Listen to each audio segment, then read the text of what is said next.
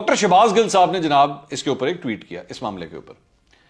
उन्होंने ये स्क्रीनशॉट आप देख रहे हैं, उसमें लिखा हुआ जी शहबाज शरीफ 14 साल बाद चौधरी हाउस पहुंच गए। उसके ऊपर उन्होंने लिखा सदके उस थानेदार के जिसने मां याद करवा दी। ये इन्होंने ट्वीट किया। अच्छा, लगाई है उन्होंने, बेसिकली उन्होंने नून लीग को शहबाज शरीफ को लगाई है कि देखें जनाब थानेदार जो है उसने याद करवा दिया और वो जो है जाके चौधरियों के घर पे पहुंच गए। और इसमें जारी बात है, वो थानेदार किसको कह रहे हैं? वो थानेदार इमरान खान को कह रहे हैं कि जी इमरान खान की वजह से देखें शहबाज शरीफ जो है वो इधर पहुंच गए। मैं एक्चुअली इसको एक और तरीके से देखता हूं, और शहबाज गिल साहब को एक्चुअली थोड़ा याद कर लेना चाहिए था इस किस्म की मिसाल देते हुए कि जनाब सदके उस थानेदार के जिसने मां याद करवा दी। ये वही इमरान खान साहब हैं जो एक जमाने में इन्हीं चौधरी परवेज इलाही को पंजाब का सबसे बड़ा डाकू कहते थे, और ये लंबे लंबे भाषण, ये लंबी लंबी तकरीरें जो है वो किया करते थे और हमें बताते थे कि जनाब परवेज इलाही साहब और ये चौधरी फैमिली जो है, ये वो वक्त था जब मुशर्रफ साहब की गवर्नमेंट थी, तब की बात है। इमरान खान साहब उस वक्त बिल्कुल एमेच्योर पॉलिटिक्स जो है वो आप समझ लेके कर रहे थे। ज्यादा उनके पास ना कुछ सीटें थी ना कुछ था, मुश्किल से लोगों की पार्टी के अंदर थे। ये वो दौर था।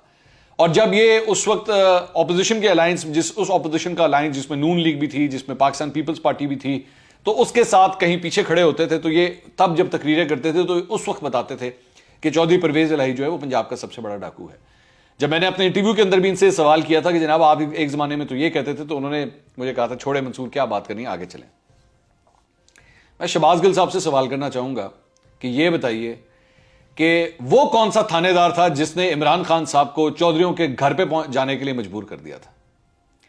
अगर मैं ये कहूं कि वो कौन सा थानेदार है जिसने एक्चुअली मां याद करवा दी, जो आपने खुद लिखा हुआ है, शहबाज गिल साहब ने खुद लिखा हुआ है, तो तब मैं क्या कहूंगा? थानेदार कौन था जब ये अलायंस हो रहा, जब पाकिस्तान तरीके इंसाफ का काफ लीग से अलायंस हो रहा था, उस वक्त थानेदार कौन था?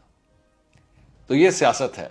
यही सियासत आपने भी की थी जब अपने तमाम माजी के बयानात, तमाम सब कुछ नाराजगियां खत्म करके आप चौधरियों के दर पे पहुंचे थे कि जनाब सानू वोट चाहिए, और उसके बाद चौधरियों ने आपको वोट दिया था। आज शहबाज शरीफ भी वही कर रहे हैं जो एक जमाने में इमरान खान साहब कर चुके हैं। और जहां तक इस लतीफे का ताल्लुक है, ये लतीफा एक्चुअली एतजाज हसन साहब का है। ये लतीफा इन्होंने फ्लोर ऑफ द हाउस सुनाया था, और मैं आपको वो लतीफा सुना देता हूं ताकि आपको कॉन्टेक्स्ट समझ आ जाए। ये बेसिकली उन्होंने जब 2014 का धरना चल रहा था, तो उस वक्त जब ये पाकिस्तान तरीके इंसाफ डी चौक के ऊपर बैठी हुई थी, तो तब एतजाज साहब ने जो है ये लतीफा कौमी असेंबली के अंदर सुनाया था।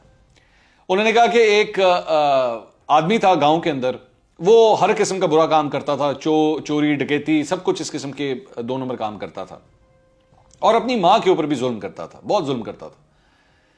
तो एक दफा उसको थानेदार जो है वो उठा के ले गया उस बंदे को, और थाने में ले जाके उसने उसको बहुत मारा।